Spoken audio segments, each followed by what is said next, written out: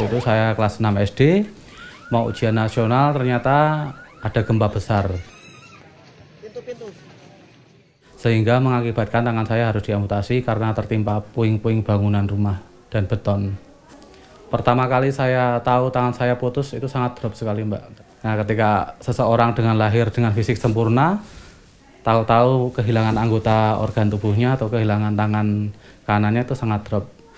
Sangat sedih lah. Itu memerlukan 2 tahun saya untuk merecovery mental, menata hati.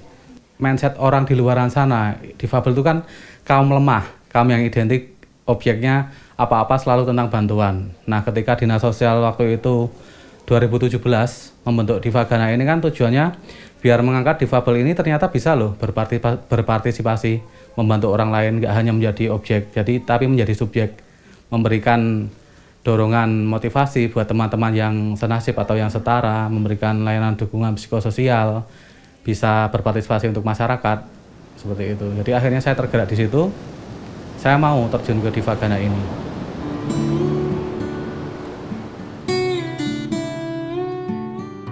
Kelompok relawan difabel siaga bencana atau Divagana adalah salah satu divisi yang dibentuk Taruna Siaga Bencana atau Tagana dan Dinas Sosial Daerah Istimewa Yogyakarta.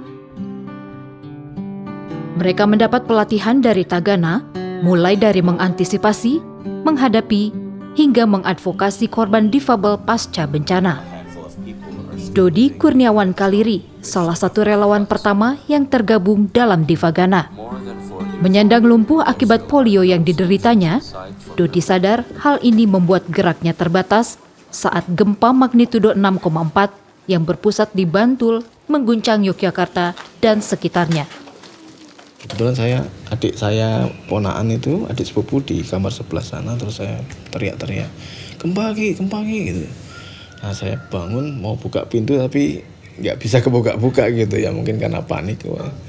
Tapi beberapa detik kemudian bisa kebuka, terus kami menuju ke ruang belakang, terus pintu dibuka, kami kemudian keluar menuju ke ada area di sana, keluarga juga berkumpul di sana, seperti itu. Waktu itu kan kami belum dapat pengetahuan terkait dengan pengurangan risiko bencana. Jadi memang pembelajaran yang sangat penting adalah bahwa difabel karena kerentanannya lebih daripada yang nggak difabel dalam bencana, berarti harus punya kapasitas untuk punya pengetahuan untuk menyelamatkan diri dari bencana gempa, misalnya itu gempa. Kemudian juga harus menyiapkan rumah supaya kalau ada terjadi bencana sudah kesepakatan nih mana jalur evakuasi yang kita tempuh, terus titik kumpul di luar di mana, seperti itu. Itu yang kemudian jadi pengetahuan buat saya pribadi gitu. Setelah saya kemudian di 2007 atau 2008 itu kemudian mendapatkan pengetahuan terkait pengurangan risiko bencana. Sebagai negara kepulauan terbesar di Asia Tenggara, Indonesia terletak pada pertemuan lempeng tektonik, yaitu lempeng Sunda,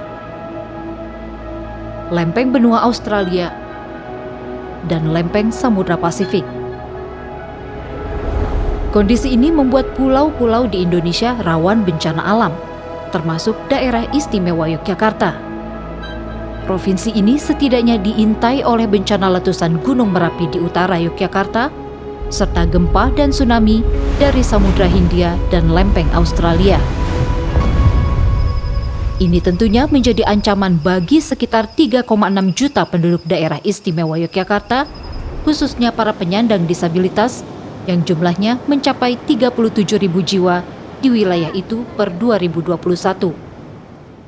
Divagana yang anggotanya kebanyakan adalah para penyandang disabilitas menjadi mutlak diperlukan tidak hanya untuk tahu bagaimana bereaksi pada bencana, tapi juga untuk mengadvokasi korban-korban difabel di daerah bencana. Mereka yang telah terlatih ikut diturunkan menjadi relawan di banyak daerah pasca bencana di Indonesia. Banyak pengalaman-pengalaman apalagi setelah kami diterjunkan di lokasi bencana seperti itu. Karena kan kalau non-difabel biasanya untuk penyelamatan juga main asal angkat. Kayak seperti saya pakai kursi roda, main angkat, kursi roda ditinggal, sedangkan kursi roda ini adalah kaki saya. Nah, kami itu dikirim pasca bencana. Jadi melihat kondisi di sana aman apa belum. Karena kan untuk lebih utama kami ke pendampingan psikososial. Saya difabel, tapi keinginan saya juga untuk membantu. Teman-teman saya juga ada, tapi gimana caranya kan gitu. Dulu kan belum tahu. Begitu ada informasi, ada relawan Divagana, oh saya langsung daftar. Salah satu daerah di mana Divagana diturunkan adalah pasca bencana gempa Cianjur, Jawa Barat pada November 2022 lalu. Di sana kita ditempatkan khusus di anak-anak. Karena anak-anak itu kan traumanya sangat besar. Ya alhamdulillah mereka sangat senang dengan kehadiran kita. Jadi kita ajak bermain di sana. Pada bencana likuifaksi Palu di 2018, para difabel Divagana juga ikut turun.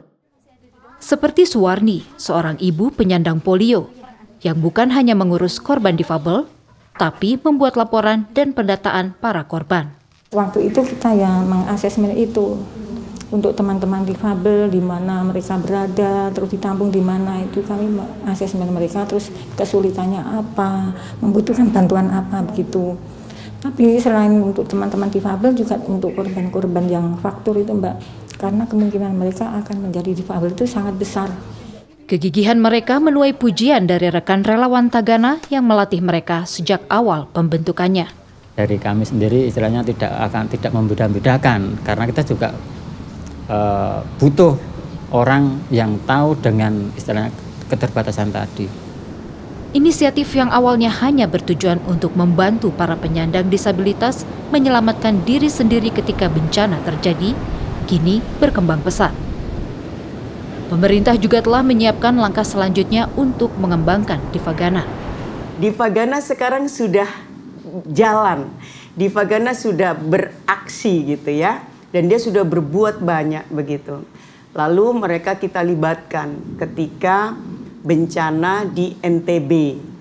NTB kan juga, wah ada Divagana ya di DIY gitu. Bisa apa ya? Dia bisa dirikan tenda dengan cepat, tidak kalah dengan Tagananya begitu. Terus kita kirim saat tsunami di Sulawesi Tengah. Dia bisa menolong bahkan bukan cuman sesama defabel. Dia bisa menolong sesama yang lainnya yang tidak defabel. Kedepan kita akan terus kembangkan dengan mulai mengakar pada kampung siaga bencana. Itu anggotanya ada 5 orang difabel di situ yang menjadi tim atau pengurus kampung siaga bencana. Ini bisa menangani para penyandang disabilitas di wilayah, di kelurahan, di level kelurahan, menolong antar mereka pada saat wilayah mereka kena bencana. Jadi strategi kita begitu dalam menambah jumlah anggota Divagana. Kegigihan Dodi dan kawan-kawan menjadi bukti bahwa lumpuh bukan berarti lemah.